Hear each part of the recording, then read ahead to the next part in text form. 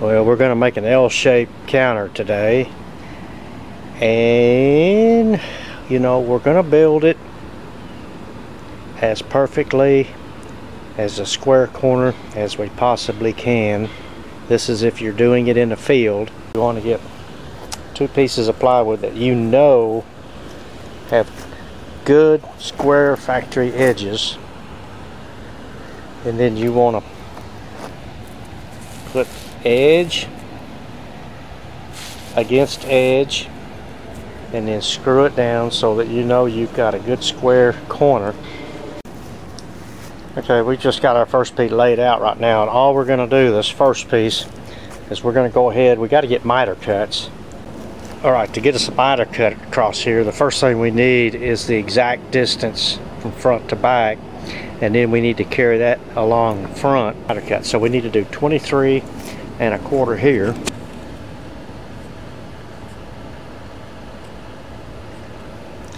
And one thing you want to remember, you want to put it on the edge. If you put it up here, say right here,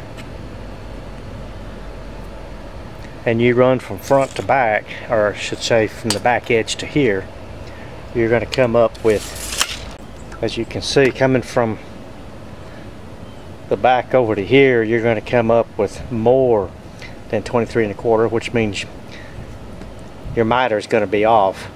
So you want to make sure you mark it on the front edge, so that when you cut this, it's going to be right on the money.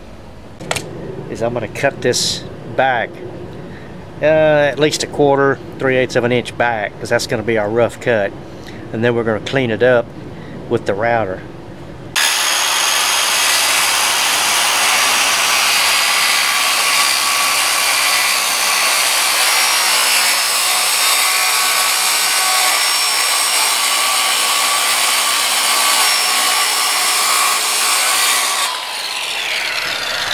Alright, I've got my router here, and the one thing that's very important is when you're doing any kind of a finish cut or whatever with a straight bit, is that you always want to use the same area, because if you say you use this area from here to the bit, and then let's say you go to a different area on the whatever the heck you call this thing, I'll think of it in a minute, but anyway, if you come from here over to that area, it may be a little different.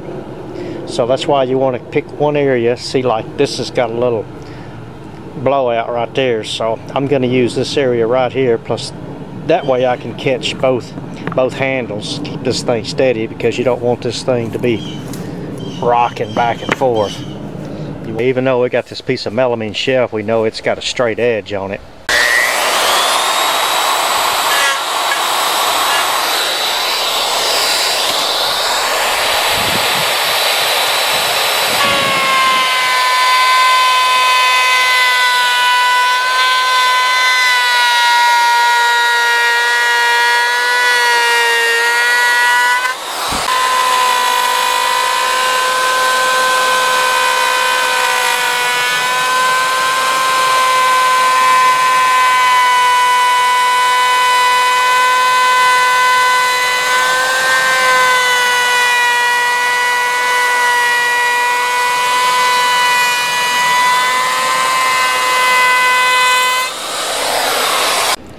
See, we left our pencil mark, so in case we need to do any trimming or anything, we can.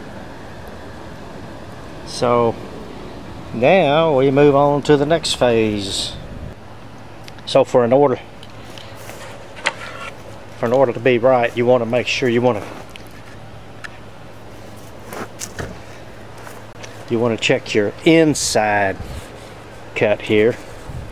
So find something that you know is square, you know for a fact it's square. It hasn't been in the sun, it's been in my, well, whatever. Anyway, okay, let's mark this and let's get this one cut.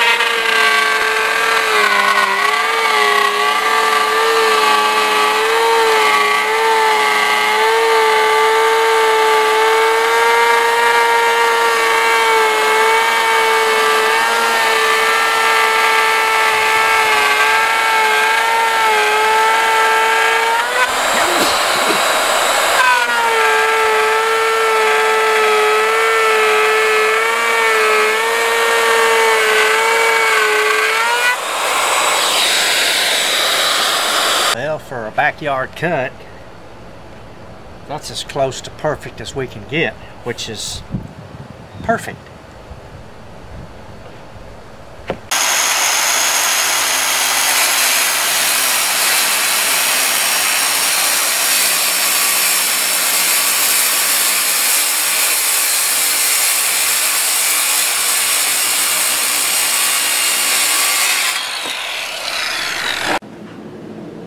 Alright, we got our miter joint screwed down. Now what we need to do before we take it apart, we need to go ahead and put our banding on here, because that's going to be important now. We can't do it after this thing's apart, because we need to make sure that when this thing goes together, it goes together correctly.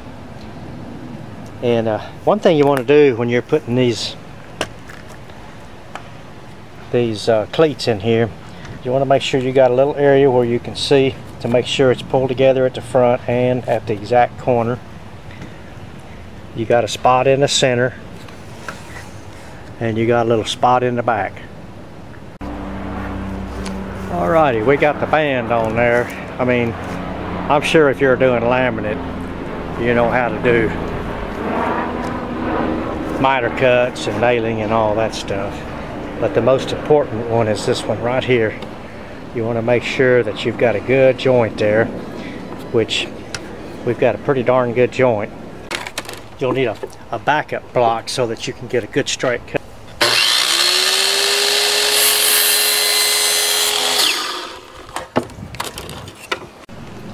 Okay, now I've got a piece to put in here. It doesn't have any contact cement on the back. It's just to line up that edge, because we need to make sure we get this right. Alright, here we go. The contact cement's dry, as long as it doesn't transfer to your finger when you touch it. That means it's ready. So we'll get this one first. And we need to... Okay, see, we've got a good joint there.